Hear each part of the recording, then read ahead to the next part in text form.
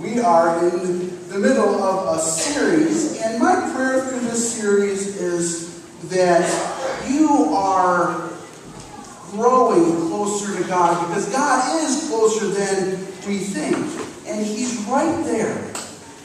And this series has been designed to just recognize that He's right there for us, and all we need to do is lean into that a little bit.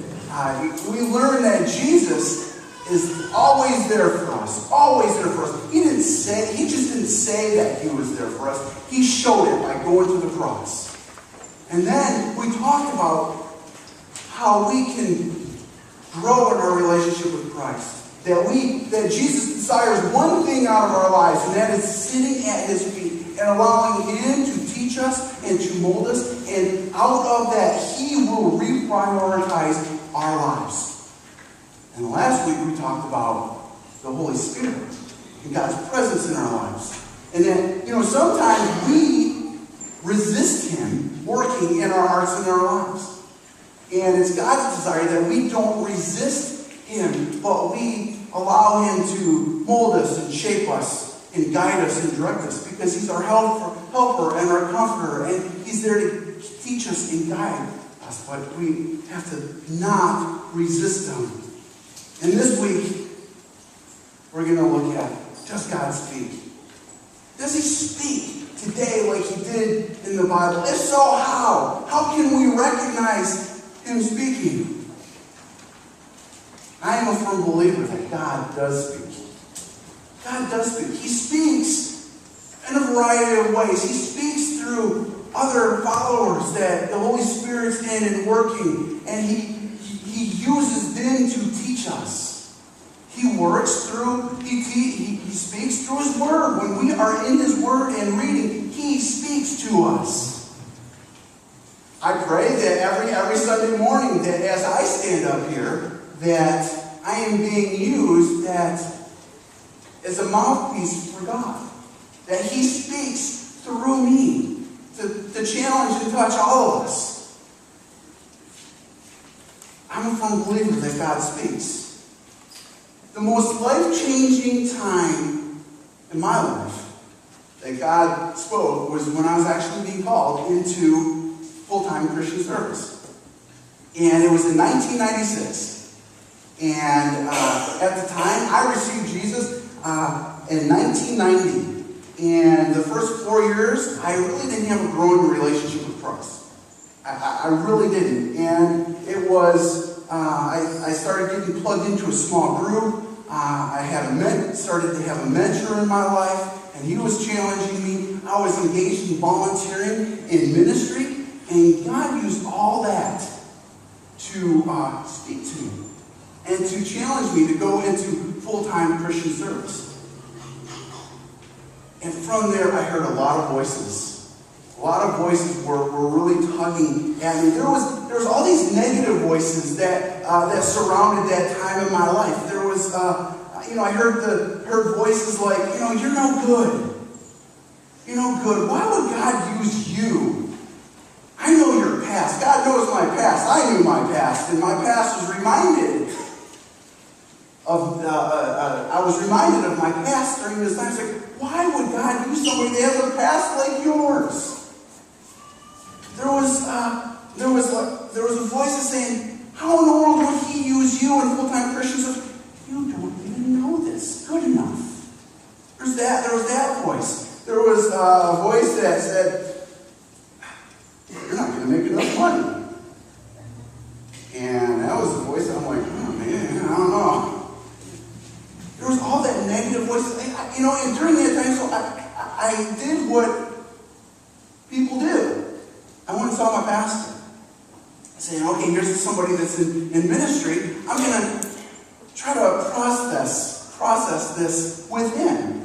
And so I remember sitting there, and he's like, well, God doesn't really speak. It's a good profession that you can choose to go into. But really, God doesn't speak. You talk about being confused. I'm like, what in the world? So I was just really confused. And through that, just one just kept on pounding at me. Pounding at me. Your past. Your past. How would God use somebody that has a past like yours? You know what? God used this to speak to me. I remember reading, Paul was explaining his past. He goes, you know my past, the former way of Judaism. I used to kill Christians. And I'm like, wow, there's a guy that used to kill Christians, and now he's writing the New Testament. He's using to spread the gospel. And I'm like, wow, if God can use him, maybe he can use me. So then I talked to my mentor and the people that I volunteered in ministry, and they just really encouraged me. It's like, yeah, God's calling you. God's calling you. Go for it. Go for it. And I was like, I don't know. Just go for it. God's calling you. In the middle of all this, now this is like a 2-month process. 2-month process. I just remember this peace just coming all over me and saying, I'll take care of you. You seek me, follow in place. And so I jumped in, going into full-time Christian service. And it was a huge shift because I wanted to be an engineer, which I'm totally glad I'm not. Some of you are engineers. I don't have the engineering mind. I would be the world's worst engineer if I would have done that. And so that was God speaking to me going into full-time Christian service. But you know, God speaks to all of us. And every single day of our lives, we have different voices that want to grab our attention. We have negative, we have positive voices in our lives. You know, people say, you know what, I believe in you. How encouraging is that when somebody in your sphere of influence says, I believe in you? That's extremely encouraging, isn't it? Or they say, you are important to me. I love you. These are all very encouraging voices. And we love to hear them every day. You know what the thing is? We don't hear them often enough, do we? Because we get drowned out. They get drowned out by the negative voices in our lives. And it could be people in your past or your present. And you have these voices that say, you know what? You're just not going to accomplish much in this life. You know, you can't do anything right. What are you thinking?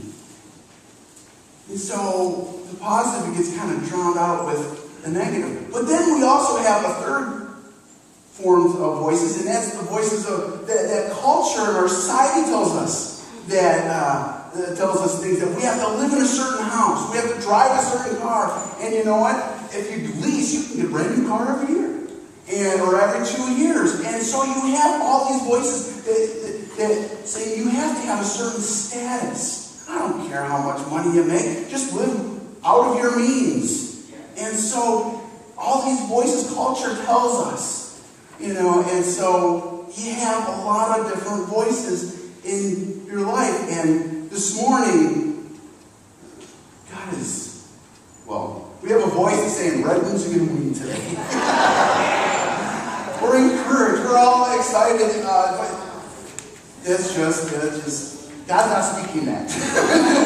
God is not speaking that. That's just wishful thinking on our part. But there's these voices. So you throw in the positive, the negative, and all the cultural voices. It gets very confusing, doesn't it? But what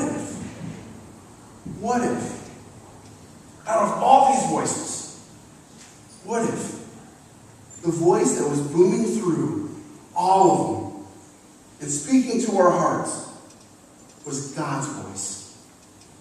And you heard it plain as day. Every day. Wouldn't that be encouraging? What if during the course of the day you recognized God's voice and you can respond to it in the midst of all these other voices? So how can we hear God's voice? Our prayer is that we can lock in on that voice and we can follow Him. But you know, hearing God's voice and hearing Him speak is more about our heart than it is about our minds. I know a lot of people. I know a lot of people that know Scripture backwards, frontwards.